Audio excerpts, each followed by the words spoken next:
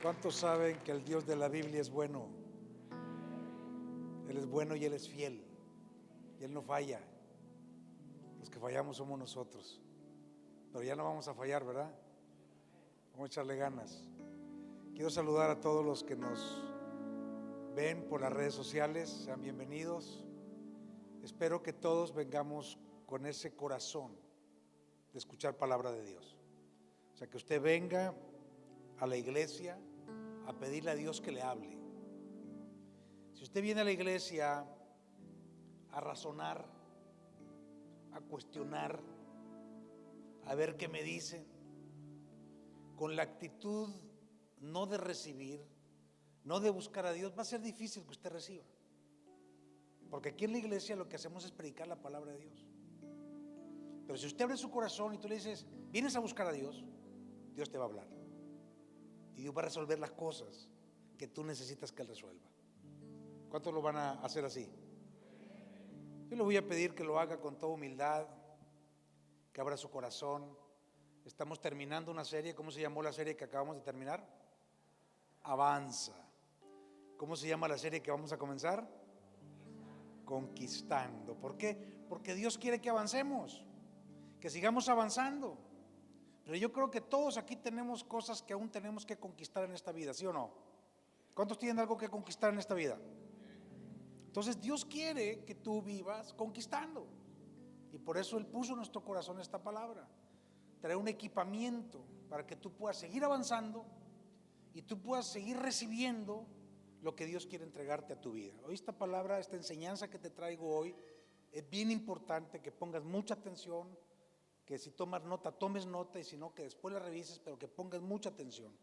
Fíjate lo que dice la Biblia en Romanos capítulo 8, verso 29. En el libro de Romanos capítulo 8, verso 29 vamos a empezar con una verdad tremendamente poderosa que te pido que pongas atención. Dice que Dios te conoció de antemano.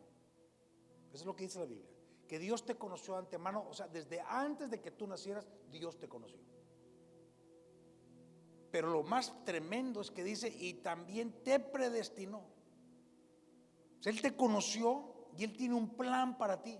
Él tiene un destino para ti. Tú puedes andar en tu propio rollo si tú quieres. Ese es tu problema. Pero Él tiene algo para ti. Y aquí lo dice su palabra. Dice que Él también te predestinó para ser transformado. Repita conmigo, transformado. Para ser transformado según la imagen de su Hijo, para que Él sea el primogénito entre muchos hermanos. Wow. Esto es poderoso. Dios se hizo hombre en Jesús, porque el hombre necesitaba una respuesta. El hombre estaba perdido. El hombre cayó, el hombre pecó. La naturaleza caída del hombre es la que le lleva a la enfermedad, a la tristeza, a la pobreza, a la angustia, a la desesperación, la que destruye vidas, la que destruye familias. Pero vino la reconciliación de Dios con el hombre a través de Jesús.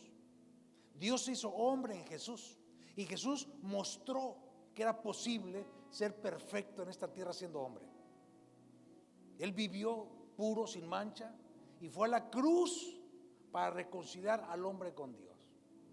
Jesús es perfecto, Jesús es santo. Y aquí la Biblia dice que Él nos predestinó para que nosotros pudiéramos llegar a ser como Él. Eso es lo que está diciendo aquí. Jesús fue el primero, Jesús fue el ejemplo, Jesús es el hermano mayor, y nosotros hemos sido predestinados para ser transformados, para ser como Él. Repita conmigo, transformación. ¿Transformación de qué habla? De proceso. Nada en la vida es automático. Muchos queremos respuestas de un día para otro. Es más, somos así a veces con Dios. Queremos que Él nos responda cuando queremos, como queremos y lo que queremos. O sea, somos muy chulos nosotros, ¿verdad? Pero la vida son procesos. Y aquí habla de un proceso de transformación. ¿Esto qué quiere decir, mi hermano, mi hermana? Que si tú quieres alcanzar, si tú quieres avanzar, si tú quieres conquistar, si tú quieres llegar a ser feliz, si tú quieres llegar a obtener las promesas de Dios, esto quiere decir que la vida tuya, la vida del creyente, es un proceso de transformación. para ser como Jesús. ¿Por qué? Mira, hay cosas que a mí siempre me han impactado, asombrado, me cae mal, se los digo francamente, porque yo veo mucha gente que admira o quiere ser como determinado artista, determinado personaje. O sea, no está mal que tú admires personajes, no está mal que tú admires artistas que son buenos y todo, ¿verdad? Pero quieren ser como ellos. Quieren ser como ellos. Y algunos sí de plano están mal, ¿verdad? O sea, hay artistas, hay personajes que no son cosas buenas y son admirados, y muchos jovencitos, jovencitas, hombres o mujeres quieren ser como ellos o los admiran. Pero yo quiero decirte algo hoy. No hay nada, no hay una máxima aspiración que pueda tener un ser humano que ser como Jesús. ¿No soy yo ese amén?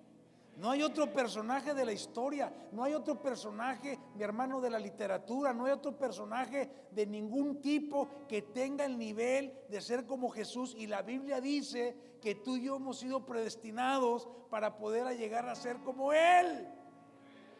¡Wow! Esto es algo tremendamente poderoso. Por eso Jesús dijo, Él mismo lo dijo, en el libro de Mateo, en el Evangelio de Mateo, en el capítulo 5. En el verso 48, Jesús dijo: sean perfectos,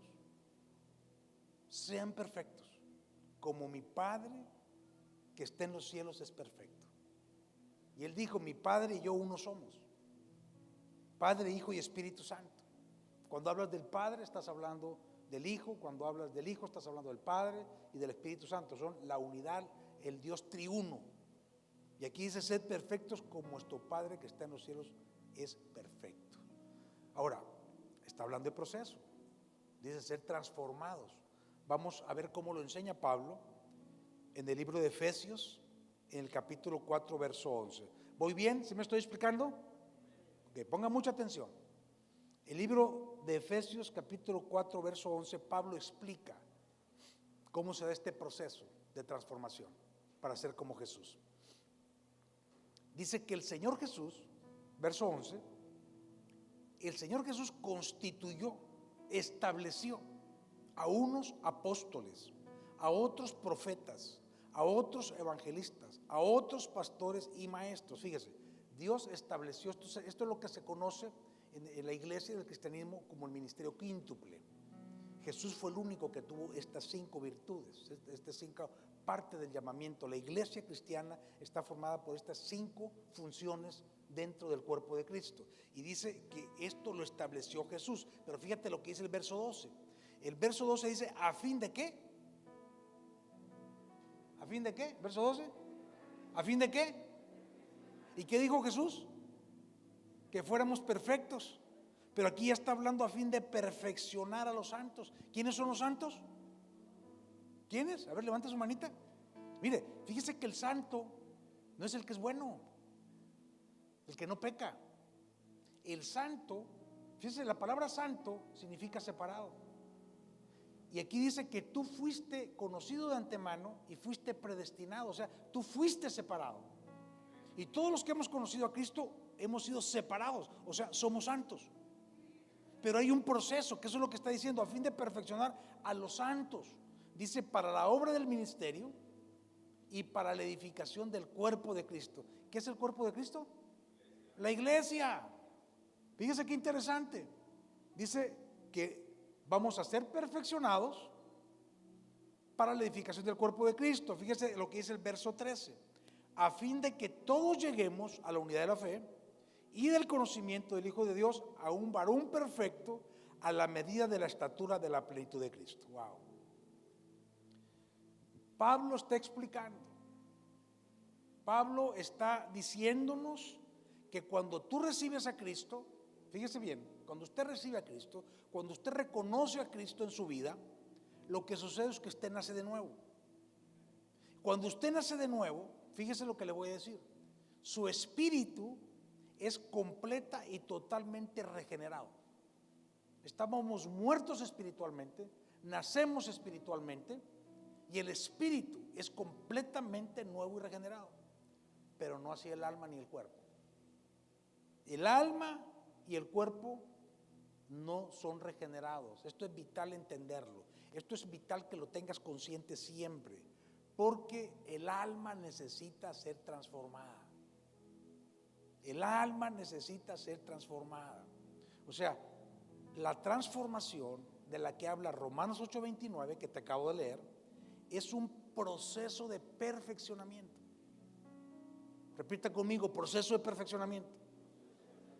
Y como está diciendo Efesios 12, que te acabo de leer, es un proceso que sucede a nivel del alma. ¿Qué es el alma?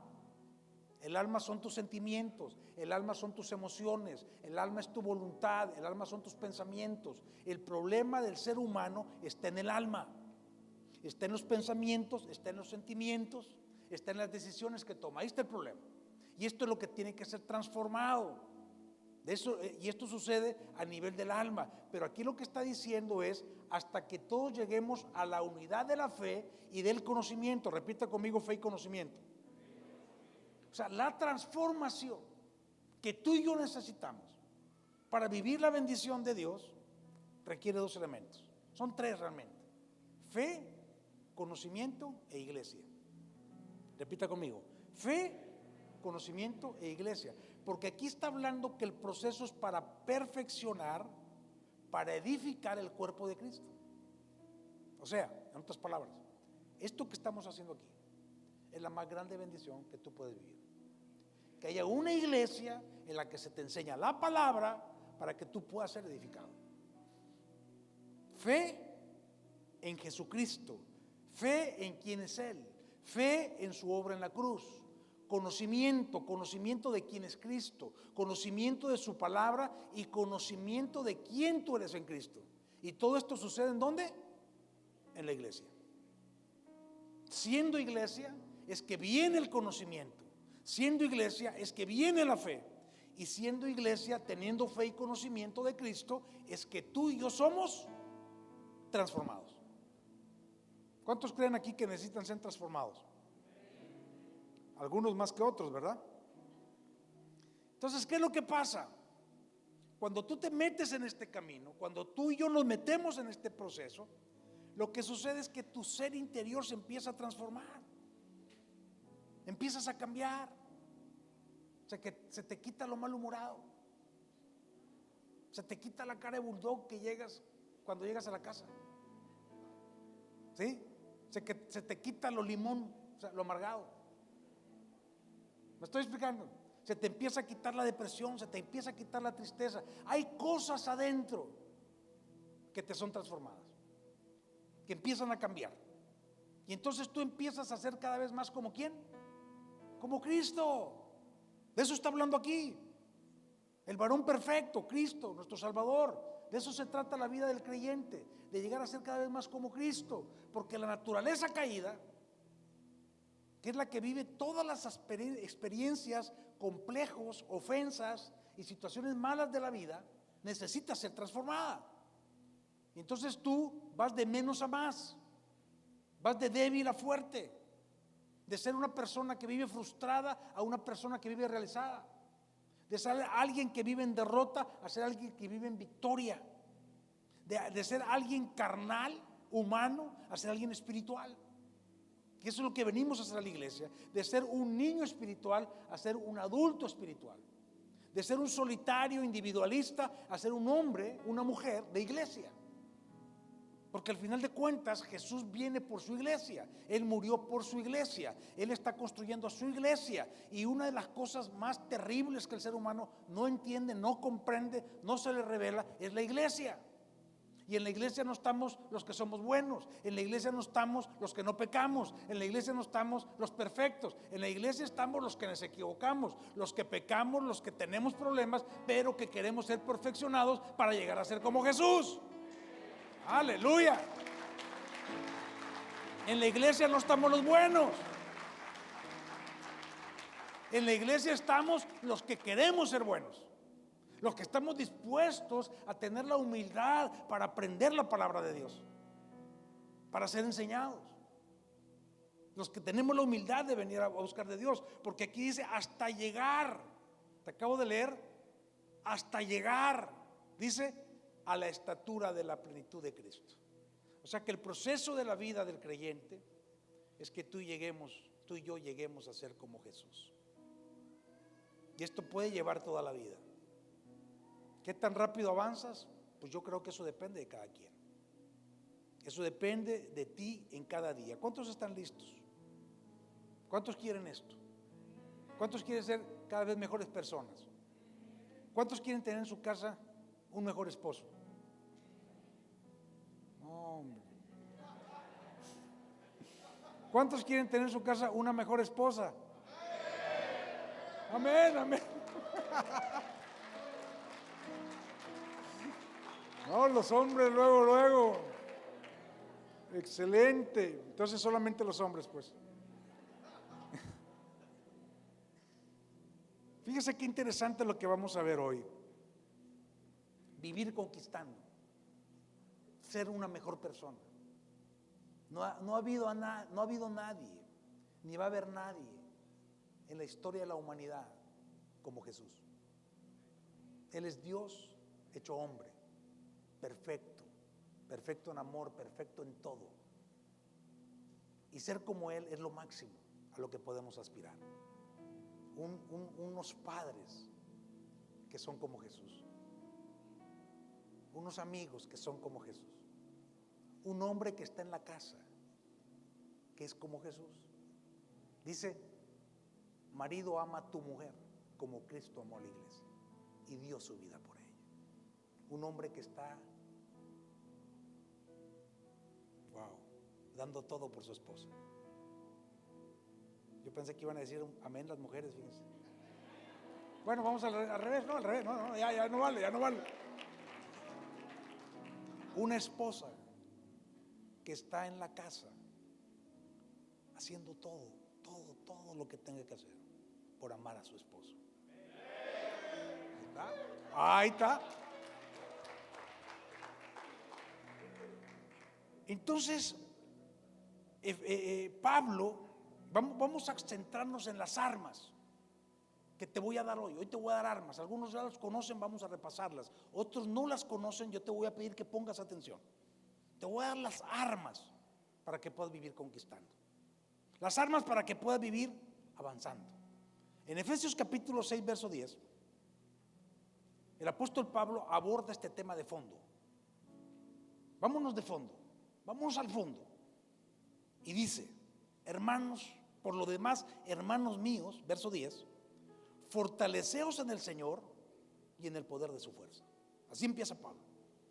¿Por qué dice esto Pablo? Mire, yo te voy a decir algo, y quiero que lo entiendas de una vez. Aquí no venimos a hacer religión, porque la religión no tiene poder contra los apetitos de la carne, contra las debilidades de la carne, contra las pasiones de la carne. No tiene poder. Solo la fuerza de Dios es capaz de hacer un hombre un mejor hombre y una mujer una mejor mujer. Y por eso Pablo dice: fortalezcanse en el Señor y el poder de su fuerza. Porque solamente con la fuerza de Dios, solamente cuando tú logras tener una relación personal con Dios, tú y Dios, esto es un asunto primeramente entre tú y Dios. Después venimos todos juntos aquí a ayudarnos como hermanos. Solamente cuando tú tienes la fuerza de Dios, el poder de Dios, es cuando tú puedes ser perfeccionado. ¿Sí me explico? ¿Por qué? Porque la naturaleza humana es débil. La naturaleza humana es egoísta, la naturaleza humana es individualista, la naturaleza humana es codiciosa. Hay una naturaleza caída contra la que no podemos. Tú mismo, muchas veces, tú has dado cuenta que tú dices: ¿por qué soy así? ¿Por qué no puedo cambiar? ¿Sí me explico o no? Porque no puedes. Necesitas a alguien que te ayuda. Y si a eso le agregas el problema social, y si a eso le agregas el problema espiritual que se vive, a donde hay un diablo, un Satanás o una maldad que está atacando permanentemente al ser humano, a la familia, a la sociedad, y entonces tú estás viviendo una oposición. Tú estás viviendo un problema a veces contigo mismo, pero también estás viviendo un problema espiritual, de ambiente social. O sea, hay una lucha, hay ataques en tu contra. gente que te ofende, gente que te quiere lastimar, gente que no te trata bien. Vivimos en un ambiente hostil, hay ataques. Y mis hermanos, esto empieza a nivel espiritual. Esto no es nivel humano. Todo empieza en lo espiritual. La gente no es mala porque quiera ser mala, sino porque algo malo le pasó y finalmente se contaminó y no ha podido sacar eso de su vida. La gente sufre no porque quiera sufrir, sino porque no ha encontrado la respuesta para salir de ese problema. ¿Me estoy explicando o no? ¿Sí voy bien? Entonces esto es muy tremendo, porque cuando tú logras entender lo espiritual y tú te abres a lo espiritual y recibes la ayuda espiritual, esto te bendice y te cambia. Pero cuando no es así, finalmente todo termina afectando en la vida, como personas, como matrimonios, como familia. Y fíjate, a partir del verso 11, en el 6, capítulo 6 de Efesios, Pablo identifica la dimensión de esta lucha. Fíjate la dimensión. Dice, vestíos de toda la armadura de Dios. Primero dice, fortaleceos en el Señor y en el poder de su fuerza. Y después dice, vístanse de la armadura de Dios. Entonces ya está hablando de términos militares. O sea, está hablando de que esto es un pleito. Está hablando de que hay problemas en los que tenemos que tener una armadura para podernos defender. Y dice, vestíos de toda la armadura de Dios para que podáis estar firmes contra las acechanzas del diablo. Si hay Dios, hay diablo. Si hay bien, hay mal. Acechanzas es artimañas. El diablo es un mentiroso, él te quiere engañar. Pero fíjate lo que dice: porque no tenemos lucha contra carne y sangre, sino contra principados, contra potestades, contra gobernadores de las tinieblas de este siglo, contra huestes espirituales de maldad en las regiones celestes. Mis hermanos, mis hermanas, familia, entendámoslo de una vez por todas. El pleito no es con la gente.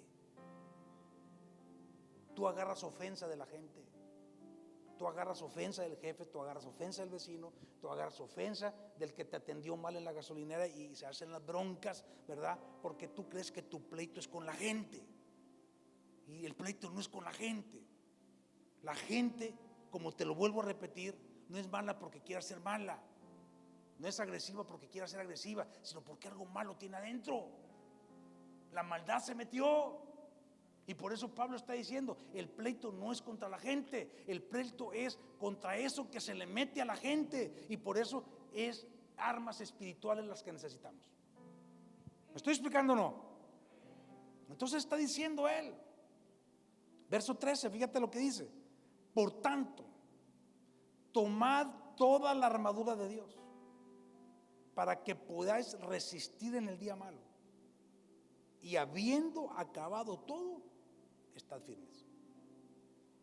Tomad toda la armadura de Dios para que podáis resistir el día malo, y habiendo acabado todo, estad firmes.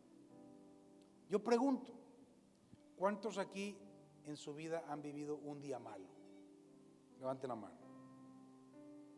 2 días malos, 20 días malos, 2 años malos. Mis hermanos, el día malo se viene muy seguido, y la humanidad tenemos viviendo muchos días malos desde el 2020. Pero ¿sabes qué? El problema no está afuera, el problema está adentro, y los ataques vienen de afuera.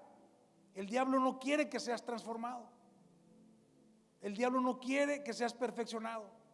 El diablo lo que quiere es que te mantengas engañado, fuera de los caminos de Dios, fuera de la palabra de Dios, fuera de la iglesia, ¿sí? Que seas una persona que vivió en problemada y desapercibida por este mundo y vivió derrotado.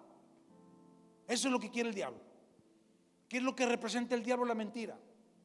¿Qué es lo que representa el diablo? La falsedad. ¿Qué es lo que representa el diablo? El orgullo, todo lo malo. Tú y yo debemos de estar claros que el diablo va a usar lo que tenga que usar en tu contra. Él odia a la iglesia y odia a todos los creyentes. Él va a usar a quien se descuida, y a veces lo más triste es que usa a los más cercanos a ti, los contamina para afectarte a ti. Por eso es importante esto, para poder sanar tu vida, para poder sanar tu casa, tu matrimonio, tu familia, porque hay una guerra espiritual que enfrentar. De eso te estoy hablando hoy. Para poder conquistar necesitas la armadura de Dios. Hay retos, hay oposición, hay obstáculos que tú y yo tenemos que vencer siendo perfeccionados. Repita otra vez conmigo: perfeccionamiento. Otra vez, perfeccionamiento.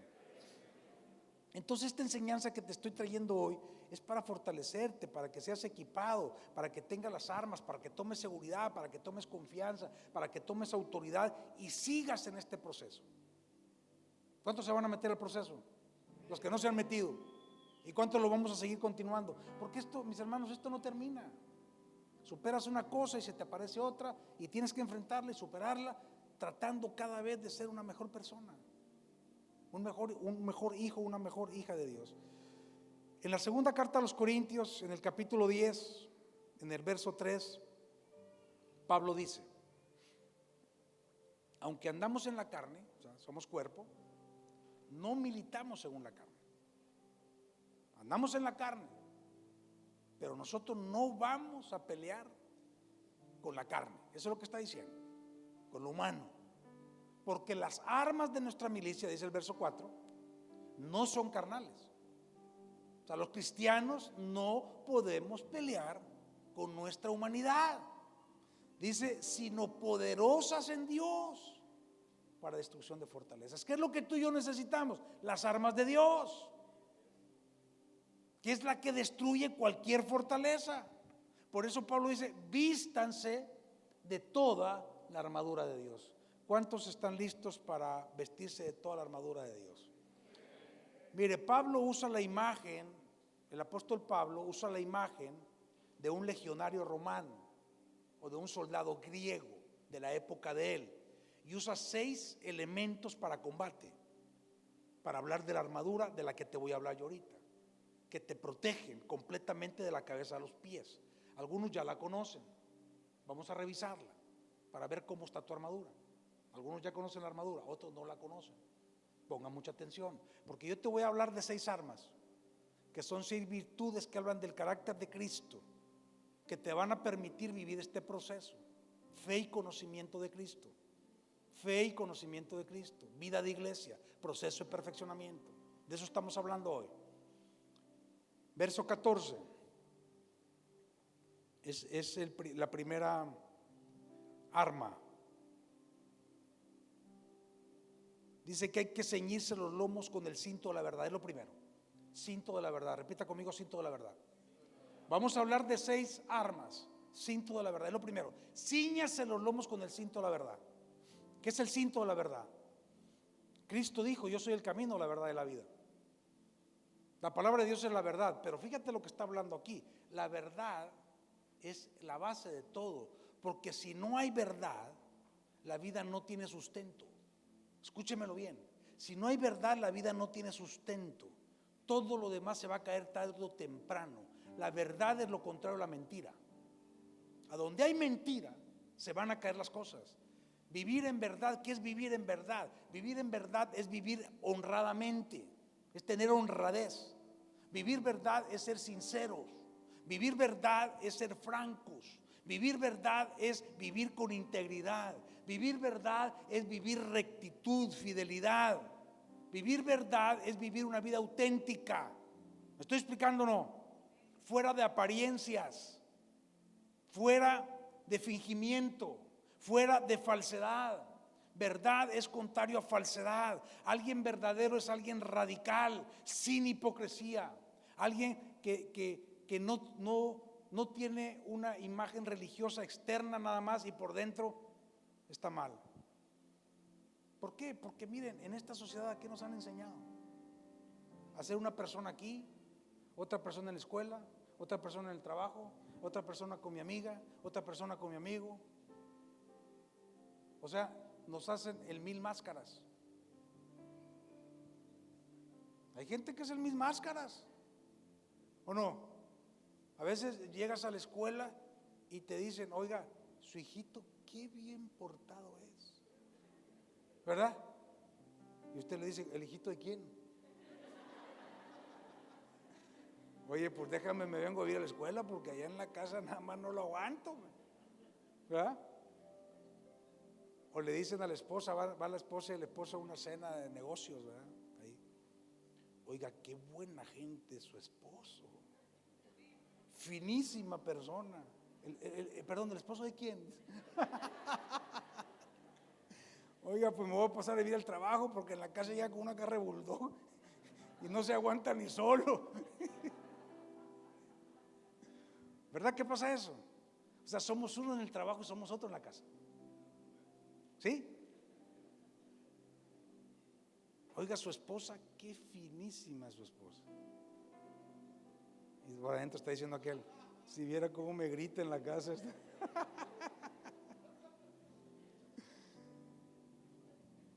Fíjese qué interesante. Empieza con la verdad. Ceñirse los lomos con la verdad. ¿Sabe por qué?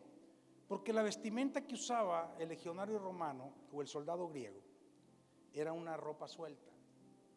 Tenían que ceñírsela al cuerpo.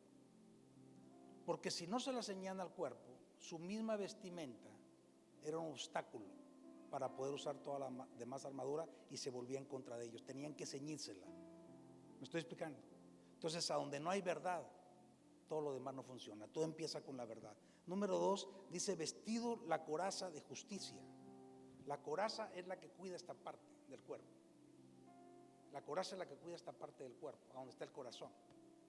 Vestidos con la coraza de justicia que protege el corazón. Proverbios 4:23 dice, sobre toda cosa guardada, guarda tu corazón, porque de él mana la vida.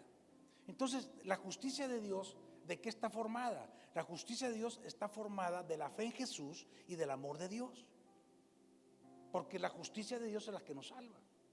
La justicia de Dios fue que Jesús murió en la cruz y que ahora nosotros somos salvos por nuestra fe en Jesús.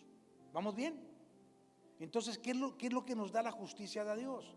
Nos da el perdón, nos da la salvación. ¿Y qué es lo que hace esto? Protege nuestro corazón. Nos da el perdón y nos da la salvación.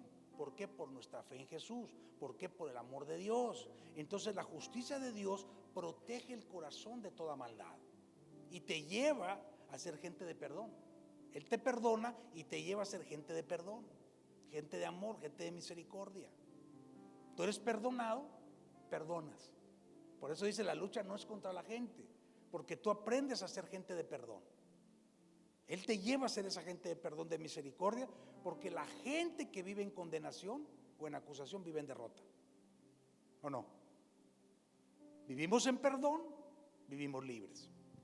Vamos a la tercera arma. Verso 15. Calzados los pies con el apresto del evangelio de la paz. Calzados los pies con el apresto del evangelio de la paz. El evangelio de la paz lo compara con lo que se calzaban los pies. Ellos usaban unas sandalias que, si ustedes han visto en las películas, se ven así medio chafonas, ¿verdad? Pero no es así. Eran unas sandalias hechas especialmente para poder pisar firme, porque era para los soldados. Eran sandalias que les permitían pisar firme y protegidos. Ellos necesitaban estar protegidos en medio de lo más recio de la batalla. No podían estar peleando porque el peleo era cuerpo a cuerpo.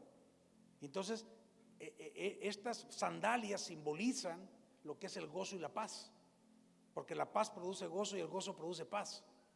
¿Sí me explico? Paz interior, porque tú tienes paz interior cuando tú sabes que en medio de la guerra, que en medio de los problemas, Dios te va a dar la victoria. Dios te va a dar la victoria. Y entonces estas sandalias eran lo que permitía avanzar al legionario, la distancia que tenía que avanzar. Estas sandalias eran lo que le daba la facilidad necesaria, le daba la velocidad necesaria en cualquier terreno para desplazarse de un lugar a otro o reaccionar a las indicaciones de su comandante. En nuestro caso, de nuestro Señor Jesucristo. Y entonces Filipenses 4:7 dice que la paz de Dios, que sobrepasa todo entendimiento, guardará vuestros corazones y vuestros pensamientos en Cristo Jesús. O sea, el evangelio de la paz te da la paz necesaria para el combate, te da el control para sostenerte en la lucha. El evangelio de la paz es lo contrario a lucha interior, es lo contrario a preocupación, es lo contrario a angustia que distrae. ¿Qué fue lo que dijo Jesús? En el evangelio de Juan, capítulo 16, verso 33, Jesús dijo: estas cosas os he hablado para que en mí tengáis paz. En el mundo vas a tener aflicción, pero si tú confías en mí, yo te voy a dar paz, porque yo he vencido al mundo. O sea, si Jesús venció al mundo, yo te vengo a decir hoy, esta mañana, que cuando tú tienes la paz de Dios, tú vas a vencer al mundo. O sea, tú vas a vencer tus problemas. Cualquier cosa que esté molestando tu vida, tu casa, tu familia, tú la vas a poder vencer, porque el evangelio es lo que nos da la paz y el gozo para poder vencer en medio de los problemas, en medio de las tormentas. Y eso es lo que va a pasar en tu vida a partir de hoy. Gracias, Padre.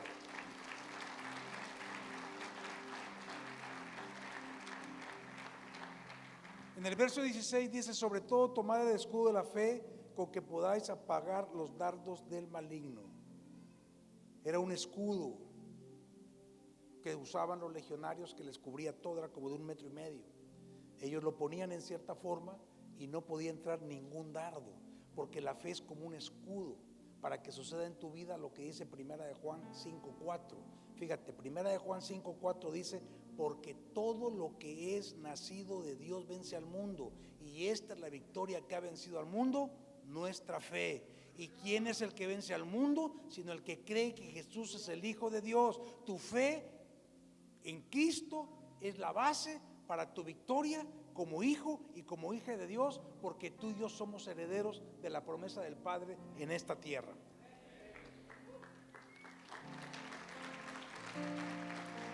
Gloria al Padre. El diablo está lanzando dardos de duda, dardos de temor, para meter en lucha tus finanzas, para meter en lucha tu matrimonio, para meter en lucha tus hijos. Y entonces el escudo de fe te mete bajo esa protección. En el verso mismo 17, la quinta arma es el yelmo de la salvación. Dice: tomen el yelmo de la salvación. Tomar el yelmo de la salvación es recibir la salvación. Efesios capítulo 2, verso 6 dice: por gracia sois salvos por medio de la fe. O sea, nosotros recibimos la salvación como un regalo de Dios.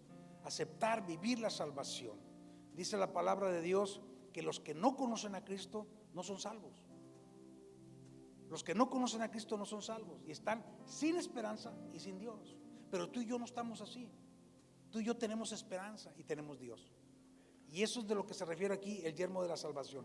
El yelmo de la salvación nulifica todo negativismo. El yelmo de la salvación quita toda duda, quita toda incredulidad. ¿Por qué? Porque siempre está creyendo lo que dice Romanos 8:28, que en los hijos de Dios, todo lo que haya pasado en tu vida, bueno o malo, todo va a ayudar para bien.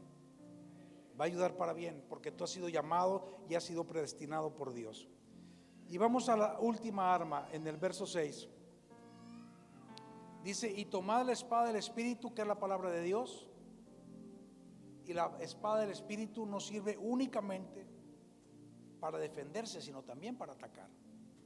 Yo quiero recordarte que en Mateo 4, solo te lo voy a recordar, el Señor Jesús fue tentado por el diablo cuando Él salió del desierto. Y entonces lo que hizo Jesús fue defenderse con la palabra de Dios. A lo que el diablo le decía, Jesús respondía con la palabra de Dios. Y Jesús le dijo: no solo de pan vivirá el hombre. Y Jesús le dijo: no tentarás al Señor tu Dios. Escrito está: no tentarás al Señor tu Dios. Y le dijo: escrito está: al Señor tu Dios adorarás y solo a Él servirás. Y dice: Satanás huyó. ¿Por qué? Porque con la palabra de Dios tú y yo podemos vencer al enemigo. El diablo va a poner en duda la palabra de Dios. El diablo va a querer manipular la palabra de Dios. El diablo conoce la palabra de Dios, cree en la palabra de Dios, y por eso él va a tratar de que tú la uses en forma equivocada para que cometas algún error. Y vamos al último, en el verso 18. Fíjese lo que dice Pablo. Después de hablar de los 6 armas de la armadura del creyente, el verso 18 es muy importante y es con el que quiero terminar hoy, y quiero que pongan mucha atención. Dice Pablo: orando en todo tiempo, con toda oración y súplica en el Espíritu, y velando en ello con toda perseverancia y súplica por todos los santos y por mí, a fin de que al abrir mi boca me sea dada la palabra para dar a conocer con denuedo el misterio del Evangelio. Fíjese, póngame mucha atención. Quizá esto no se lo habían dicho antes, o quizá esta revelación usted no la había recibido antes, pero quiero que me la escuche, porque la armadura de Dios, las 6 armas que te acabo de hablar, el ponerse toda la armadura de Dios, es para 2 cosas: para orar con poder y para predicar la palabra de Dios. Fíjate lo que te estoy diciendo. Tú puedes tener toda la armadura, pero si tú no eres alguien que sabe orar, si tú no eres alguien que predica la palabra de Dios, de nada te sirve la armadura. Porque la armadura de Dios es para que tú seas un hombre poderoso en oración, porque la oración es la única que te pone en comunión con Dios. La oración es la que trae el proceso de transformación. La oración es la que te permite entrar en ese camino de victoria. A través de la oración es que Dios va a contestar todas tus peticiones, todas tus necesidades. Si tú no oras, tú puedes tener toda la armadura, pero nada va a pasar en tu vida. Es oración y predicación lo que te da la victoria. Es oración y predicación lo que te va a permitir vivir conquistando cada bendición para tu vida y para tu familia a partir de este día, en el nombre poderoso de Jesús. Aleluya. La armadura es para orar, mis hermanos. Por favor, hermanos, hermanas, tenemos que ser gente de oración. No voy a dejar de insistir en esto. Tú no puedes ser un agente espiritual si no oras. Tú no vas a entender las cosas de Dios si no oras. Tú no vas a recibir respuestas si no oras. Yo te voy a asegurar algo, fíjate, yo te lo voy a asegurar y te lo voy a decir, y espero que tú me escuches. Cualquier cosa en tu vida que tú no hayas podido superar, cualquier problema en tu vida que no hayas podido solucionar, cualquier cosa que te esté deteniendo, cualquier cosa que te esté afectando, yo te aseguro que si tú tienes puesta la armadura de Dios, pero tú eres un hombre o una mujer de oración y no deja de ser un hombre o una mujer que habla la palabra de Dios, tú vas a recibir respuesta. Las cosas van a cambiar, tu vida va a cambiar, vas a sanar, tu hogar se va a restablecer, tu trabajo va a avanzar, tu economía va a mejorar, porque esta es la promesa de Dios. La bendición a la vida viene a través de la oración. La oración a la vida viene a través de aquel que proclama las buenas del Evangelio. Nada te va a poder detener a partir de hoy. Si tú te pones la armadura, si tú oras y si tú predicas la palabra. Ponte de pie.